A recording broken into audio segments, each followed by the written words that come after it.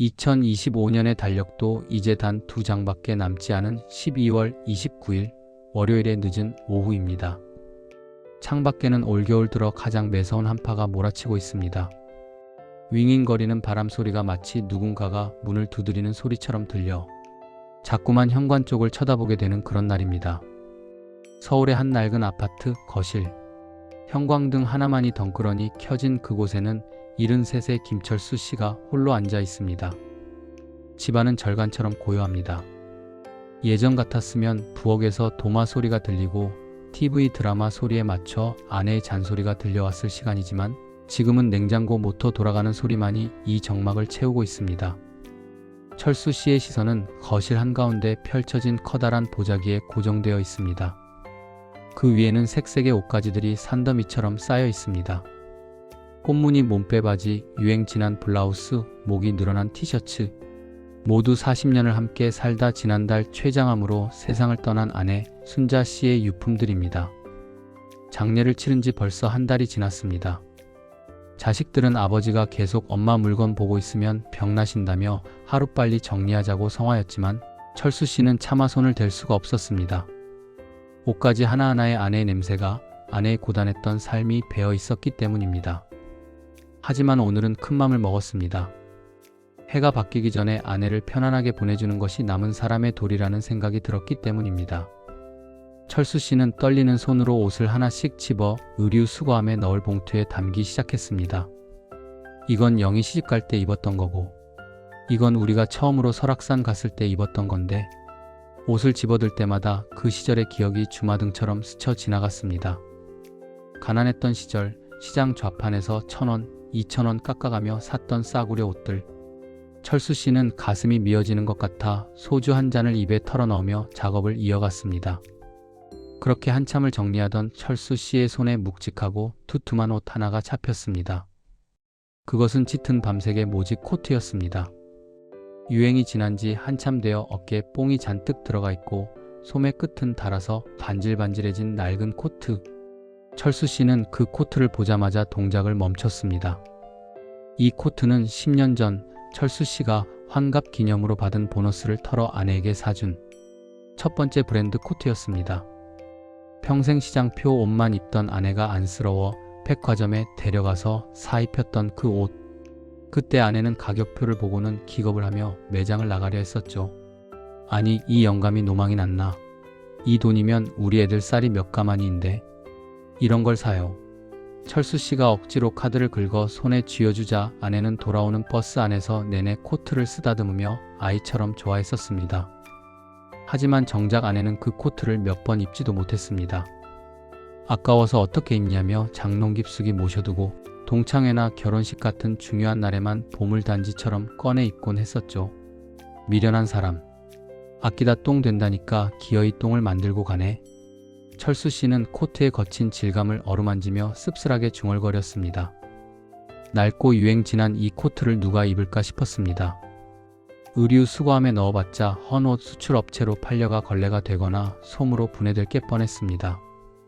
차라리 내 손으로 깨끗하게 태워주는 게 낫겠다 싶어 철수 씨는 코트를 따로 챙겨두려 했습니다. 그때였습니다. 코트를 개키려고 반으로 접는데 오른쪽 주머니 쪽에서 바스락하는 소리가 났습니다. 휴지 조각이나 사탕 껍질 같은 게 들어있나 싶었습니다. 평소 아내는 주머니에 박하사탕이나 영수증을 넣어두는 버릇이 있었거든요.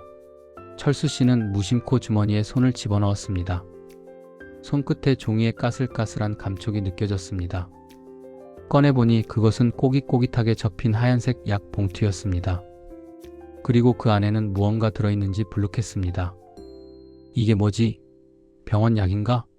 철수 씨는 약 봉투를 열어보았습니다. 그 순간 그의 눈이 휘둥그레졌습니다.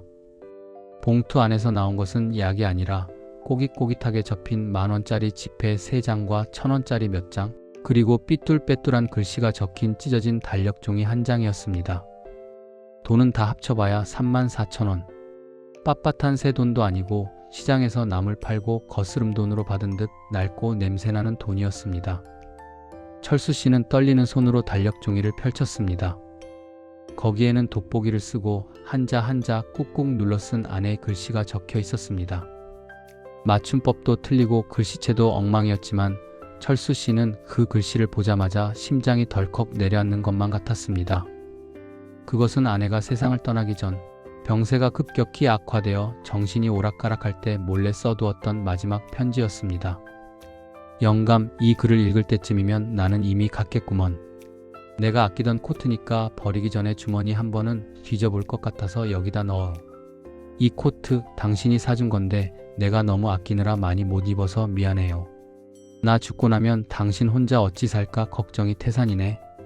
팝솥에 밥하는 법은 알지? 취사 버튼만 누르면 되는데 그것도 모를까봐 걱정이요. 그리고 영감, 제발 부탁인데 나 없다고 술 많이 먹지 마소. 당신 위장도 안 좋은데 안주도 없이 깡소주 마시면 명 재촉하는 거요. 내가 비상금 꼬불 쳐둔 거 3만 원 남았소. 이걸로 술 사 먹지 말고 정육점 가서 당신 좋아하는 삼겹살 반근 끊어다가 구워두소. 그리고 날 추워지면 기름값 아끼지 말고 보일러 좀 펑펑 틀고 자요.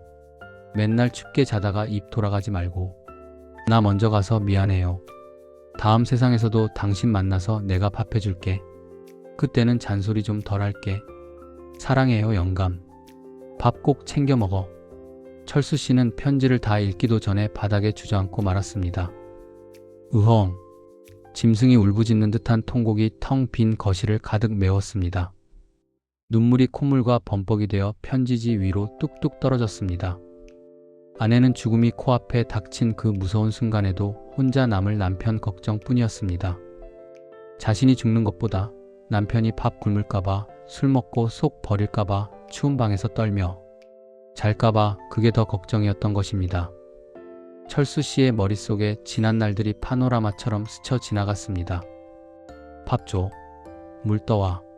방이 왜 이렇게 차? 보일러 좀 올려. 평생을 왕처럼 군림하며 아내를 하며 부리듯 했던 자신의 모습이 떠올랐습니다. 아내가 최장한 판정을 받기 전날에도 철수 씨는 된장찌개가 짜다며 숟가락을 집어 던지고 나갔었습니다. 아내가 배를 부여잡고 식은땀을 흘릴 때도 체했으면 손이나 따지 꾀병은 일하며 무심하게 TV만 봤었습니다. 그런데 아내는, 그 바보 같은 아내는 고통 속에서도 남편을 위해 쌈짓돈을 모으고 남편이 좋아하는 고기 사 먹으라고 떨리는 손으로 이 편지를 썼던 것입니다. 34,000원. 요즘 물가로는 치킨 한 마리 시키면 끝날 적은 돈입니다. 하지만 철수 씨에게 이 돈은 3억, 아니 30억보다 더 무겁고 뜨거운 돈이었습니다. 아내가 콩나물값 100원, 두부값 200원을 깎아가며 모은 피 같은 돈. 시장 바닥에 쭈그리고 앉아 채소를 팔며 손이 트고 갈라지면서 모은 그 돈을 자신을 위해 쓰라고 남겨둔 것입니다. 이 미련한 여편네야. 나 같은 놈이 뭐라고. 나 같은 놈이 뭐가 이쁘다고. 철수 씨는 아내의 낡은 코트를 끌어안고 얼굴을 파묻었습니다.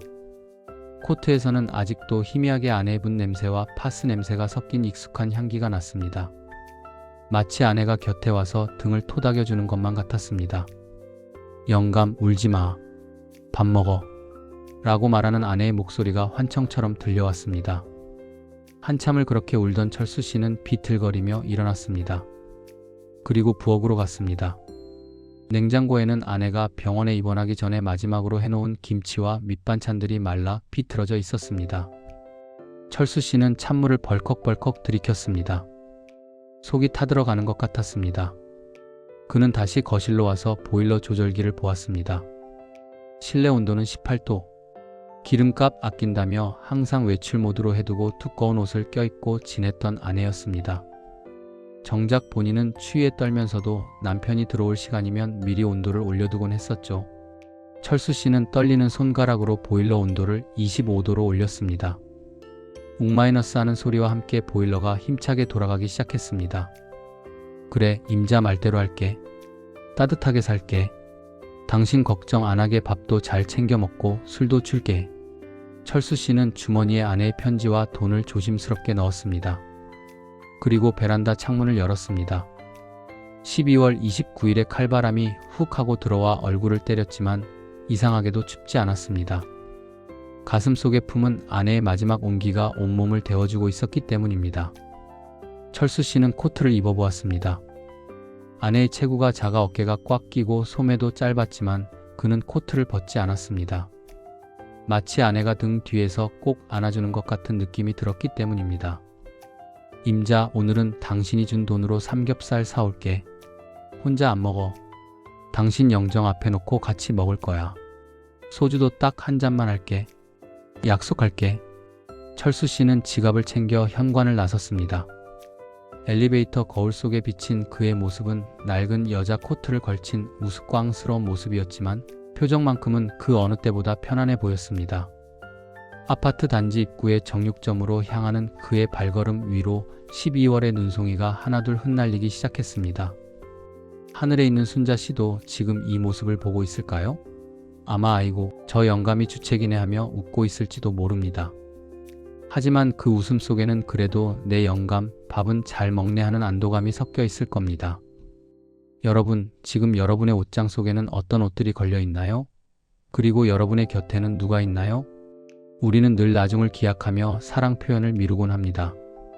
나중에 돈 벌면 잘해줄게. 나중에 시간 나면 여행 가자. 하지만 야속하게도 그 나중은 영원히 오지 않을 수도 있습니다. 김철수 씨가 발견한 3만 원과 쪽지처럼 사랑은 거창한 것이 아닙니다. 추운 날 보일러 온도를 높여주는 것, 따뜻한 밥 한 끼 챙겨주는 것, 그것이 바로 사랑입니다.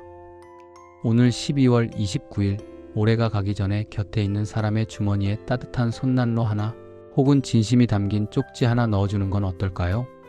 그것이 훗날 남겨진 사람에게는 살아갈 힘을 주는 가장 큰 유산이 될 테니까요.